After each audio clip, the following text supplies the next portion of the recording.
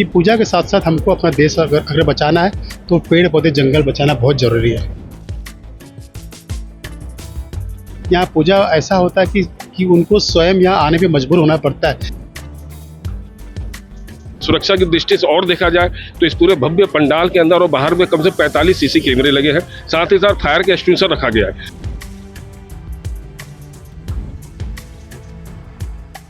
हफ्ता से गणेश विराज चुके हैं, तीसरा से चौथा दिन आज हो चुका है और आप मेरे पीछे देख रहे हैं ये विशाल प्रतिमा है सेक्टर 2 पंडाल की न्यू आजाद गणेश उत्सव समिति का ये 40वां वर्ष है और ये आप प्रतिमा देख रहे हैं 22 फीट से ऊंची और छत्तीसगढ़ की सबसे बड़ी प्रतिमा अगर मैं कहूँ तो किसमें अतिशयोक्ति कोई नहीं होगी। और आप यहाँ पे पूजा अर्चना का दौर शाम का शुरू हो चुका है और भीड़ आप देखिए भक्तों के आने का सिलसिला भी शुरू हो चुका है। तो मैं इस वक्त देखिए आप यहाँ पर गणेश जी विराजे हैं और यहाँ पर भक्तों की भीड़ है और आप ये सुंदर सजीला जो पंडाल अंदर से इतना खूबसूरत देख रहे हैं, ये भी एक संदेश देता है कि हमें अपनी प्रकृति के साथ किस तरह रहना है, क्योंकि जब जब हम प्रकृति से छेड़खानी करते हैं तब तब प्रकृति अपना बदला भी लेती है। और ये जो पंडाल का बाह्य रूप है वो पहाड़ों के उस दर्द को भी बयां करता है कि जिस तरीके से पहाड़ जो आज हम उत्तरांचल या हिमाचल या जम्मू कश्मीर में जिस तरीके से प्राकृतिक आपदा देखते हैं वो कहीं ना कहीं हम मानवों की गलती की वजह से है। और जब हम उनका रास्ता छीनते हैं, नदियों का रास्ता छीनते हैं, तो हमारे पास में वो अपना टैक्स वसूलने जरूर आती है। वो नदी नाले पहाड़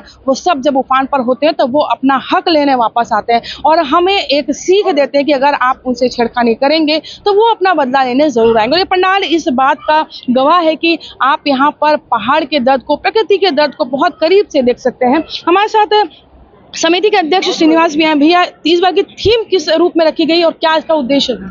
जय श्री गणेश। इस बार हम लोग बनाए पर्वत राज। मैंने कहा बार बार बोला कि हम लोग मतलब पूजा के साथ साथ हम सोचते हैं देश और शहर बचाना है, तो उसके लिए हमको पर्यावरण बचाना है, पेड़ पौधे जंगल को बचाना और पर्वत को बचाना हमारा मेन उद्देश्य है। और हम लोग यही इस बार वो संदेश दे रहे हैं कि पर्वत राज क्रोधित हो रहे हैं कि पर्वत को जो काट रहे हैं उसमें जो उनके सैनिक क्रोधित हो रहे हैं कि हमें मत काटे।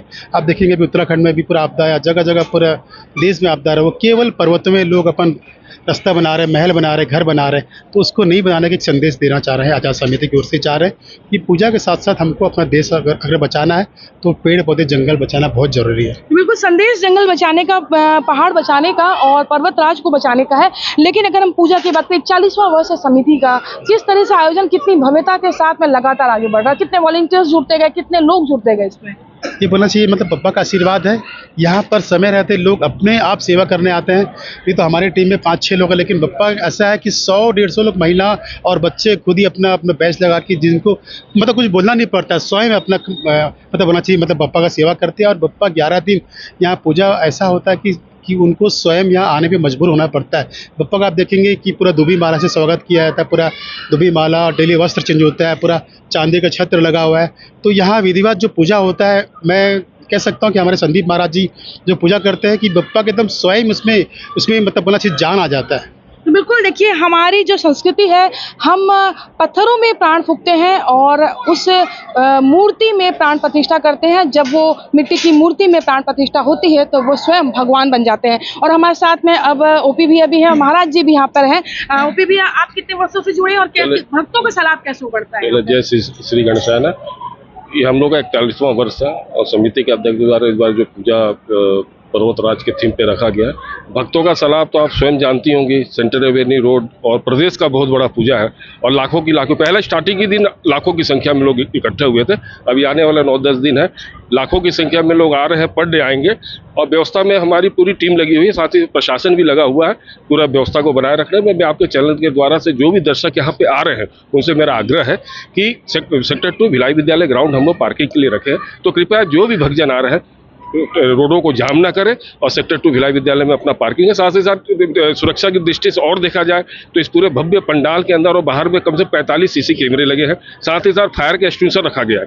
तो कोई अनहोनी ना हो, उसको बचने के लिए फर्स्ट एड के लिए फायर का एक्सटेंशन, तो ये सब मिला उला के उसके बड़े बड़े झूले भी हैं और व्यंजन का भी स्टॉल लगा हुआ। तो समिति का 41वां वर्ष बहुत धूमधाम से मना रहे हैं और मैं प्रशासन से भी आग्रह करूंगा कि आप लोग हमारा सहयोग करें, सेक्टर 2 पे टारगेट ज्यादा ना करें, उनसे आपसे मेरा निवेदन है। देखिए, यहाँ पर जिस तरीके से प्रशासन की हम बात करते हैं तो भक्तों की भी जिम्मेदारी है कि अगर आप दर्शन करने आते हो तो किस तरीके से आप यहाँ पर आपको जो गाइडलाइन दी गई उसके अनुसार आपको गाड़ी खड़ी करनी है, उसके अनुसार आपको वो करना है। पंडित जी, गणपति पूजन है और क्या संदेश देते हैं हमारे गणपति?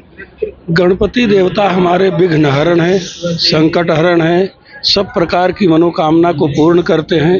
भक्तों से अनुरोध है कि यह विशाल जो गणेश की मूर्ति है, इनका आशीर्वाद लेकर और सभी अपने जीवन को धन्य बनाएं और ऐसा उत्सव विश्व का कल्याण, सर्वजन्म का कल्याण करता रहे और गणेश जी का आशीर्वाद सबके ऊपर बरसता रहे, यही प्रभु से कामना है। बिल्कुल, देखिए गणेश जी का आशीर्वाद सब पर बना रहा है। संदीप पंडित जी से जुड़ते हैं, लेकिन अब पूजा में वो बैठ चुके हैं। हम कुछ भक्तों से भी जुड़ते हैं जो यहाँ पर दर्शन करने के लिए आ रहे हैं। और आप ये पंडाल में अगर आप आते हैं, अगर आप भिलाई के बाहर से हैं, रायपुर से, राजनांदगांव से या अन्य किसी शहरों से आते हैं, तो बिल्कुल आप सेंट्रल एवेन्यू में आकर भिलाई विद्यालय के ग्राउंड में पार्किंग कर सकते हैं। और यहाँ पर कई ऐसे भक्त हैं जो पहुँचे हुए हैं। आप लोग हर साल आते हैं दर्शन करने यहाँ पे? हम लोग ये पहली बार आए हैं, उड़ीसा से हैं। अरे वाह। हाँ, अभी इधर आए हैं घूमने। तो कैसा लगा यहाँ पे गणेश जी के दर्शन करके? बहुत अच्छा लग रहा है, देख के बहुत खुश लग रहा है। इधर आके पहली बार आए हैं, बहुत खुश लग रहा है आके।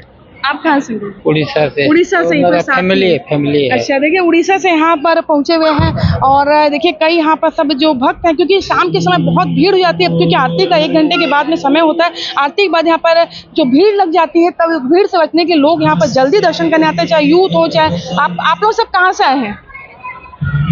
रायपुर से दर्शन करने हो गए दर्शन आपके? और कहाँ घूमे आप लोग?